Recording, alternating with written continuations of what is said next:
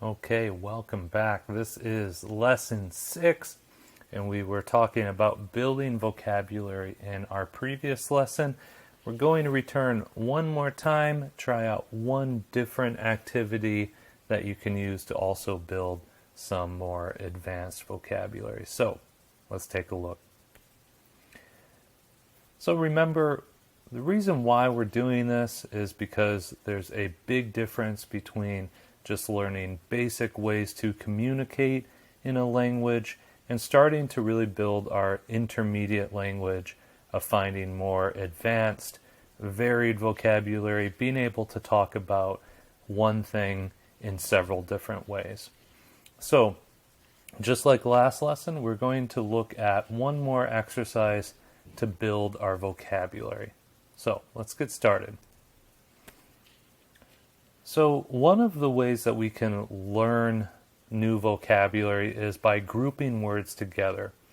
So in English, it's very rare that we're going to have a word that is a noun that we don't see as a verb, an adjective, an adverb, or any other part of speech.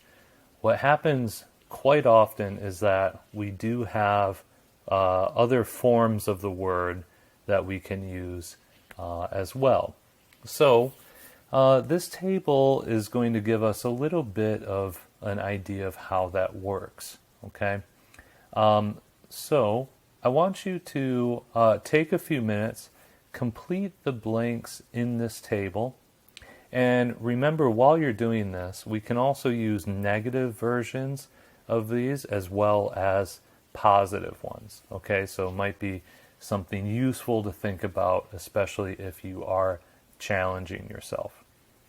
And speaking of challenges, I'm going to try to challenge you here to guess the words using your memory first. Okay? Try to only look them up at the end of the exercise after you finished everything else. Okay?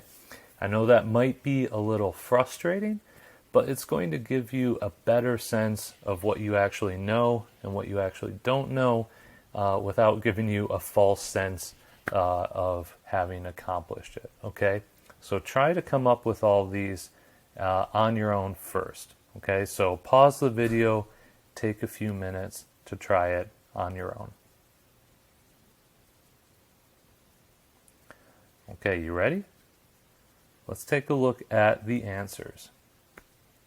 Okay, so we started off with to lengthen, okay? Now, we can also talk about that as a noun, which is length. So what is the length of this object?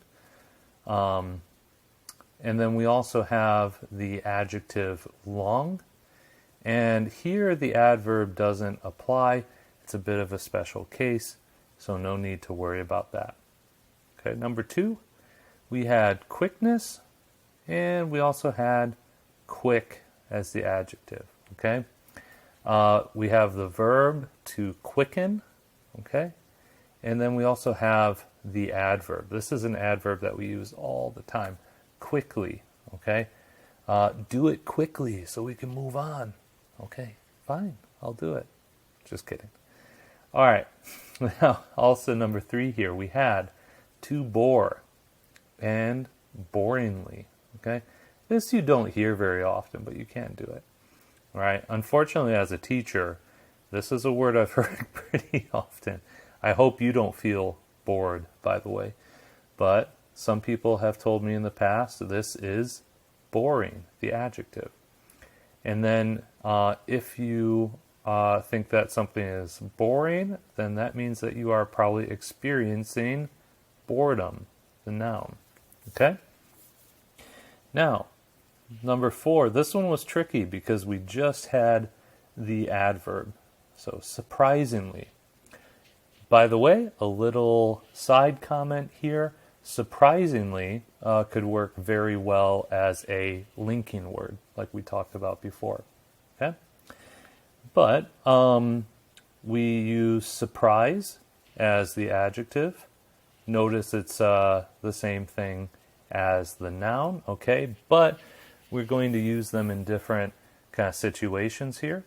So I could say, for example, that my birthday party was a surprise. Okay, that is a noun, saying that like that is what it was. It was a surprise.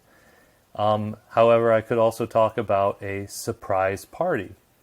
That's an adjective. What kind of party was it? It's a surprise party. Okay. Then you also have the verb. So, what did they do at at my party? They surprised me. Okay. How nice. All right, and number 5 was also a little tricky here. We just had the noun fright. Okay, this is a little bit more advanced than just saying afraid, okay, or fear. But fright is very similar, and so we have the verb to frighten. You'll hear pretty often, don't frighten me like that. Okay, don't scare me. We also have the adjective frightened. We talk about this a lot with animals, like, oh, look at that poor cat. She's so frightened. She's so scared. Okay? And then the adverb is, a little old-fashioned. We don't use this a lot, but you could say frighteningly. Frighteningly. Okay? A little tricky to say. I'll say it one more time. Frighteningly.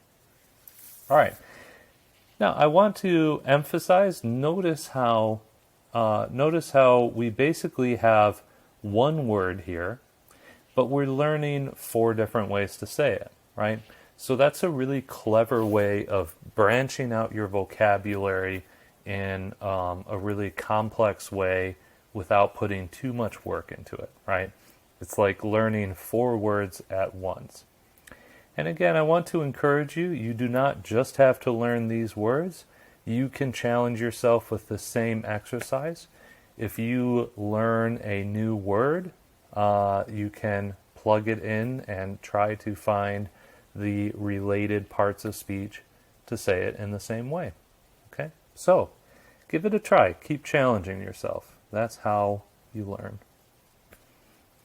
Speaking of learning, we have our journal activity for this lesson, and this one is writing a letter.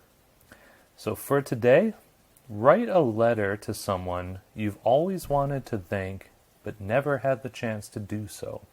Okay? I think it speaks for itself. If you can't think of anything off the top of your head, hopefully you have somebody you can thank. It doesn't have to be somebody you haven't thanked before. Could be somebody that you thank all the time. That's okay.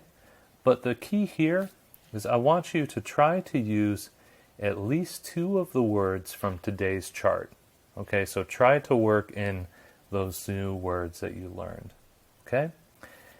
All right, so give it a try. Spend a few minutes, write at least a couple of paragraphs, and I will see you in our next lesson. Thank you. Keep sticking to it.